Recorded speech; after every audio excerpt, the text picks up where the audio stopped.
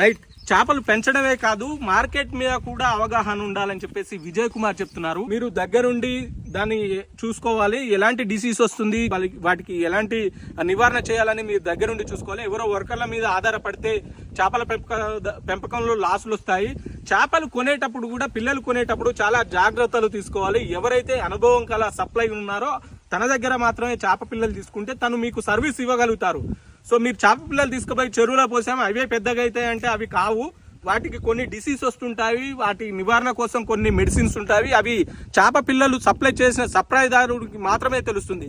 మీరు డైలీ అతనికి టచ్లో ఉండాలి, వాటికి ఎలాంటి డిసీజ్ వస్తుందో చెప్పాలి, చేప ఎలా ఉంటుంది, రోజు యాక్టివ్ ఉందా అన్యాక్టివ్గా ఉందా తనకు చెప్తే దానికి నివారణగా తను మీకు ఐడియా ఇస్తాడు, మీకు సలహా ఇస్తాడు. దాన్ని బట్టి మీరు ఈ రంగంలో లాభాలు పొందే అవకాశం ఉంది. చేప పిల్లల్ని పెంచడంతో పాటు మార్కెట్ మీద కూడా అవగాహన ఉండాలి. మార్కెట్ మీద అవగాహన ఉంటే ఏ మార్కెట్